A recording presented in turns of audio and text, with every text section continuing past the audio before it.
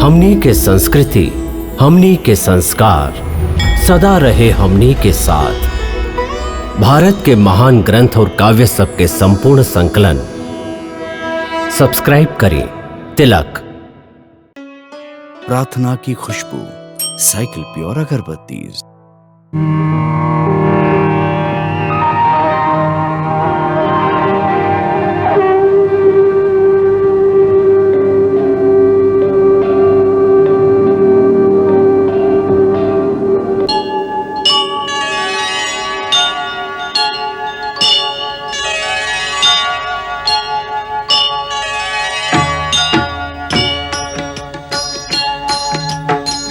सीताराम चरित अति पावन, मधुर सरस अरु अति मन भावन।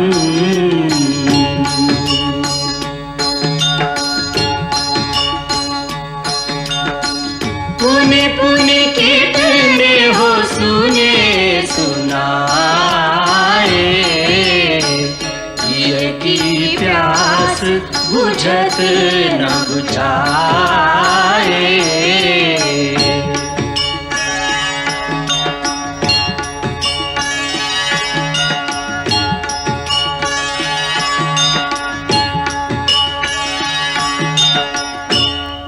राम राम राम राम राम राम राम राम।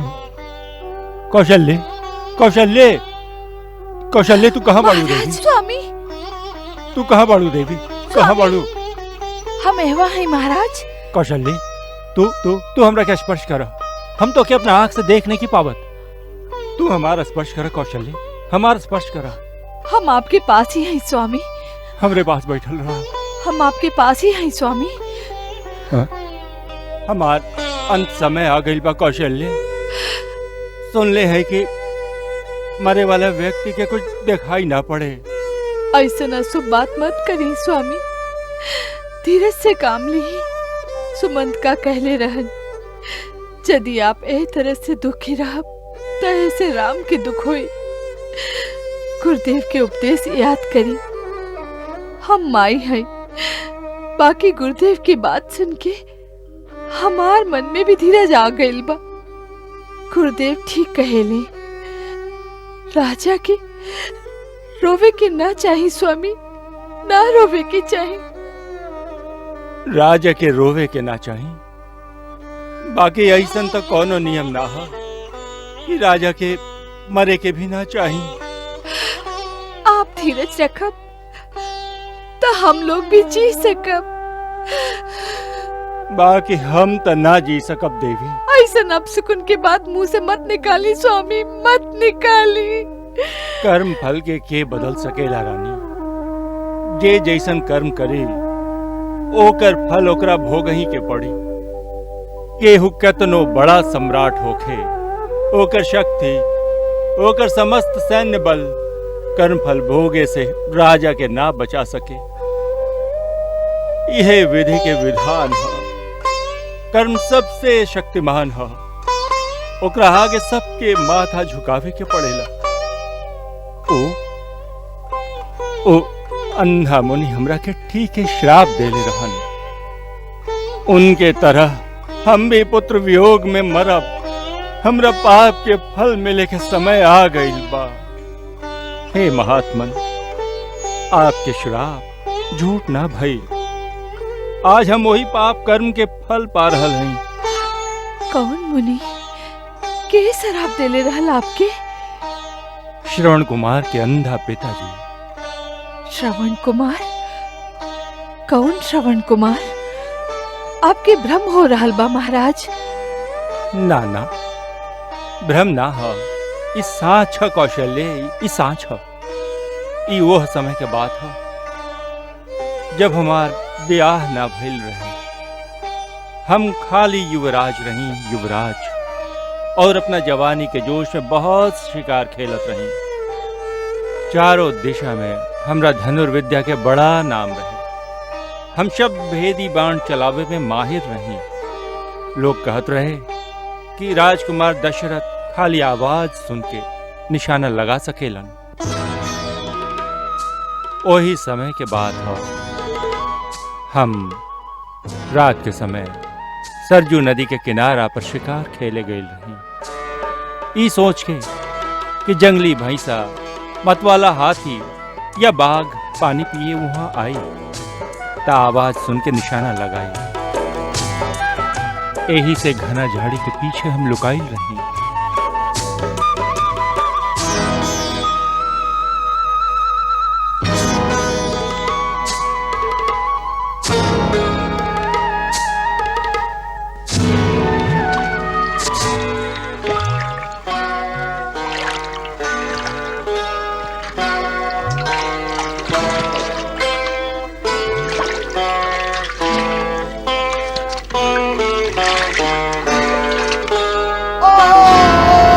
हे भगवान,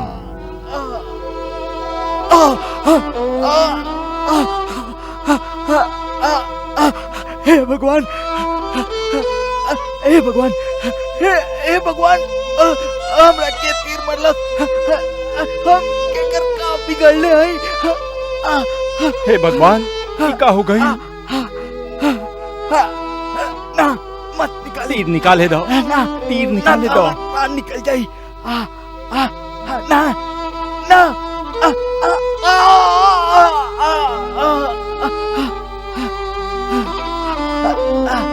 अरे क्रूर पुरुष, के बड़ा तू जे हमरा जैसन निरपराध प्राणी के हत्या कैला। मुनि कुमार, हम निर्दोष हैं। निर्दोष? एक निरपराध प्राणी के मार के निर्दोष बनता। तपस्वी कुमार, हम तोहरा के कैसे विश्वास दिलाई? ये सब गलती से हो गई बा। रघुवंशी तक कबो सपना में भी कोनो निर्दोष पर प्रहार न करस। रघुवंशी? हाँ, दशरथ, अयोध्या के राजकुमार। युवराज दशरथ, युवराज होके तू ऐसा पाप कैला। हमरा पाप के का प्रायश्चित होई। आपन प्राण दे के भी हम तो हर प्राण के रक्षा करे खातिर तैयार हैं। व्यर्थ, व्यर्थ युवराज, व्यर्थ। तू एगो वान मार के 3-3 हत्या कर देले बड़ा। हमार माता पिता दोनों अनहर बड़न। हमें उनकर एगो सहारा है। वो चल फिर ना सकेलन। हमार मृत्यु के बाद वो जरूर मर गई है। हम तो उनका खातिर जलने में आयल रही। वो बदनसीब हमार प्रतीक्षा में अधीर हो रहा हुई है। हे भगवान, हम उनकर पियासल कंठ तक ई जल पहुंचा सकती। हमारा अंतिम सेवा उनका तक पहुंच सके। हमारा अंतिम सेवा उनका तक पहुंच सके। क्षमा कर दो, क्षमा कर दो मुनि कुमार, हमरा के क्षमा कर दो। अरे हमरा क्षमा करे से का हुई? तू अभी हमार पिताजी के पास चल जा और अपन मुंह से अपन अपराध स्वीकार कर ला। शायद उहे तोरा क्षमा कर देस, ना तो उनकर क्रोधाग्नि में जर के तू भस्म हो जाइबा। उनका ही शीतल जल जरूर पिया दिया।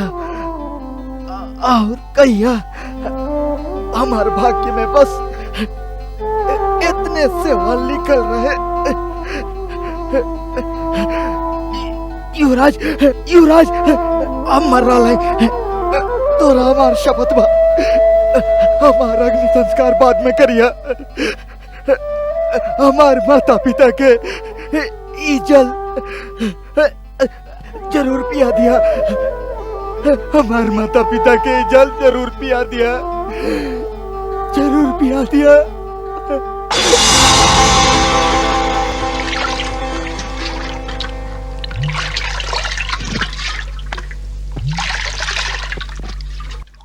हे भगवान, ई का हो गई?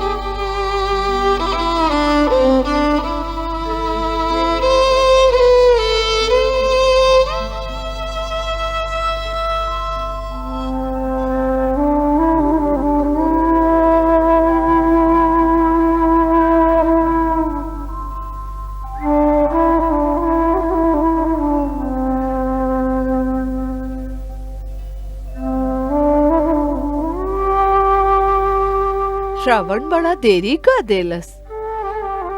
जल लेके आवत हुई।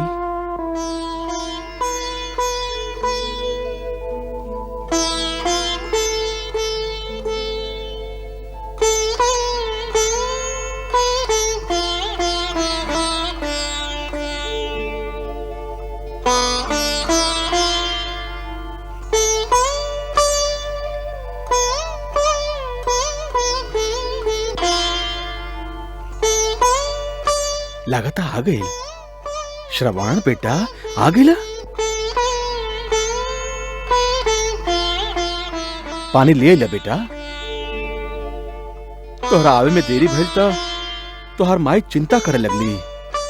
हम कहली सरजू में स्नान करत होई, यही से देर हो गई होई, है ना बेटा? संकोच मत कर बेटा, हमने दोनों में से तोहरा के केहू कुछ ना कही। अरे एकरा में कहे की बातें का बा, देरी हो गई तो हो जाए दो। तू तो बेटा हम दोनों के निराधार निर्बल जीव के जीवन आधार बाड़, हम आनर के आंख बाड़, ई कमजोर हाथ के लाठी बाड़। लावा लावा बेटा, अपन हाथ से पानी पिया के हमार आत्मा के शीतल कर दा। लावा बेटा। ना ना ना ना बेटा, पहले पहले अपन पिताजी के पियाबा, पिताजी के पियाबा बेटा।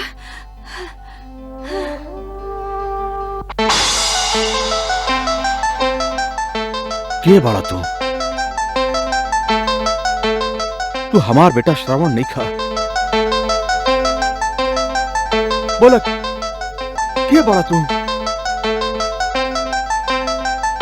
आप सत्य कहली महात्मन, हम आपके पुत्र ना हई। तो के बाड़ा तू? बोला कौन बाड़ा तू? अयोध्या नरेश के पुत्र दशरथ। हमार बेटा श्रवण कहाँ बा? बोला हमार बेटा कहाँ बा? आप जल ग्रहण करें, उहे भेजले बाड़ा।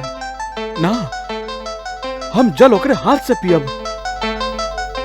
जा बेटा, हमार श्रवण जहाँ भी होके ढूंढ के लावा। ओकरा से कहा कि तोहार माता पिता पिया से तड़पत बाड़न, उनका अपन हाथ से पानी पिया दा। जा बेटा। अभी असंभव बा, अभी असंभव बा। श्रवण चल गईलन। चल गए, लेकिन कहवा? ना ना, ई झूठ बा। उस सच्चा पितृ भक्त बा। ओकरा के केहू स्वर्ग भी दे दी तब वो हम दोनों के अकेला छोड़ के नहीं जा सकत। बाकी उस सचमुच ही स्वर्ग चल गईलन। हे मुनि, ये हमरा गलती से भइल बा। जल के घड़ा भरे के आवाज के, हाथी के आवाज समझ के हम शब्द भेदी बाण चला देली। ये आपके बेटा के लागल और स्वर्ग सिधार गईलन। हमार श्रवण ऐसे ना जा सकेला।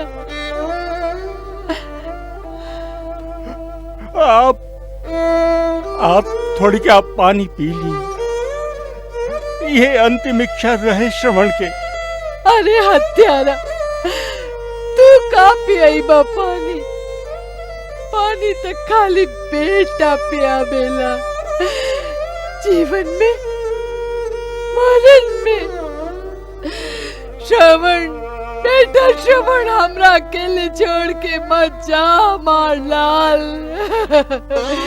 मत जा हमार लाल। देखा हम भी आ रहा है तोरा संगे। देखा बेटा, हम आ रहा है। श्रवण श्रवण, हम आ रहा है। ना ना ना ना ना ना ना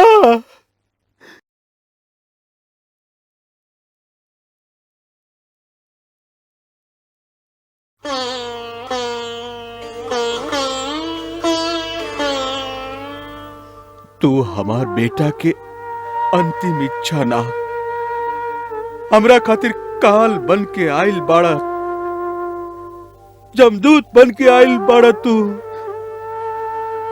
निर्दयी, का तोहरा तरकस में एके गो तीर रहल, निकाला दोसर बाण, भेद द हमार हृदय के भी, ले ला हमार प्राण।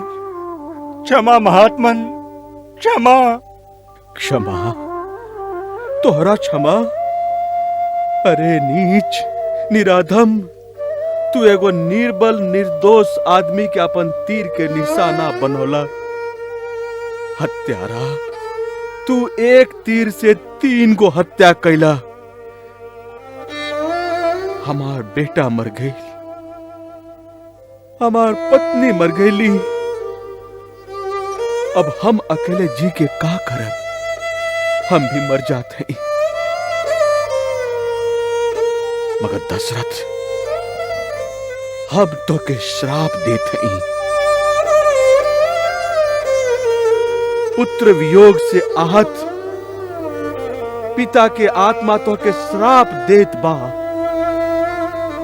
जे तेरा पुत्र वियोग में तड़प तड़प के हम मर रहल हैं, तू भी पुत्र वियोग में मरबा। हमरा ही तरह पुत्र वियोग में तड़प तड़प के मरबा।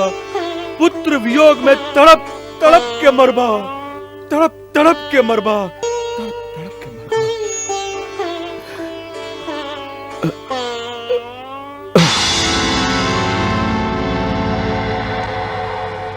वो देखा, हमरा के श्राप देता रहन। पुत्र वियोग में तड़प तड़प के मरबा। वो श्राप देता रहन। तड़प तड़प के मरबा, तड़प तड़प के मरबा। वो देखा, वो मुनि हमरा के श्राप देता रहन, हमरा के श्राप देता रहन, हमरा के श्राप देता रहन। पुत्र वियोग में तड़प तड़प के मरबा। पुत्र वियोग में तड़प तड़प के मरबा। पुत्र वियोग में तड़प तड़प के मरबा। पुत्र वियोग में तड़प तड़प के मरबा, तड़प तड़प के मरबा।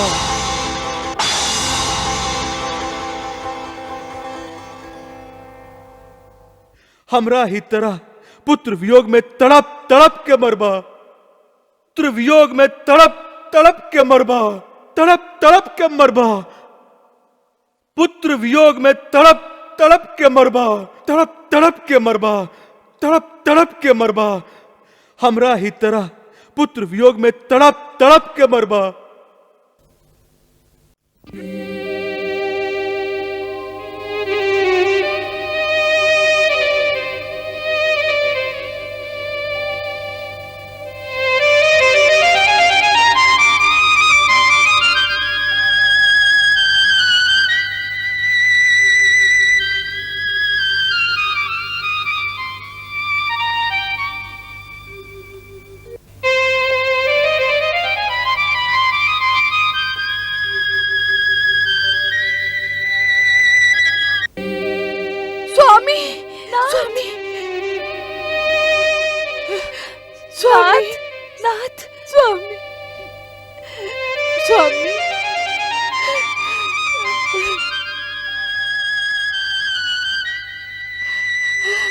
स्वामी कुछ तो बोली स्वामी।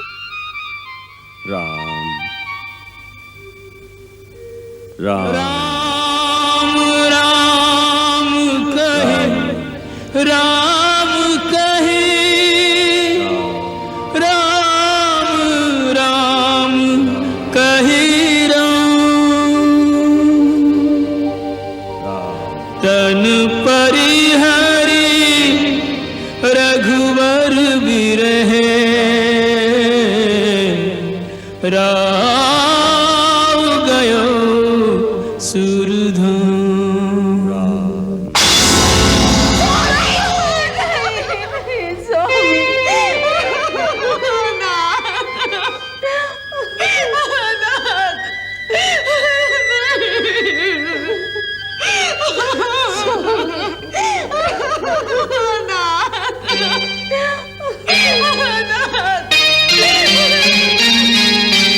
अधरों पर मुस्कान सजी है, समा गई ज्योति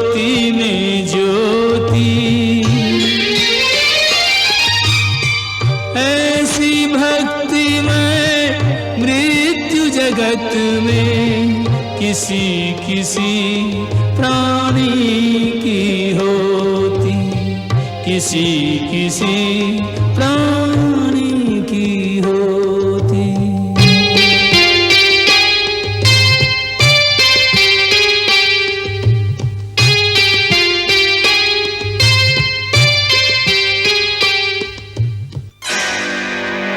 पिताजी,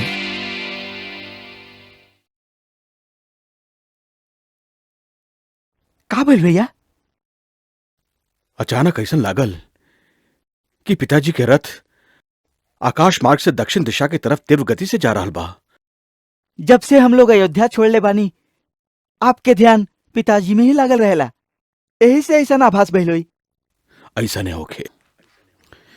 भगवान उनका के दीर्घायु प्रदान करस।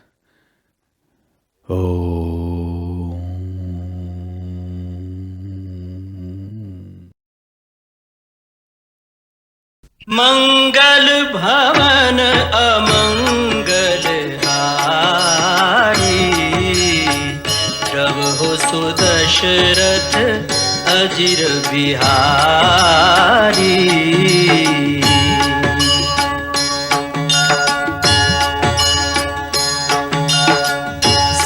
सीताराम चरित अति पावन, मधुर सरस अरु अति मन भावन।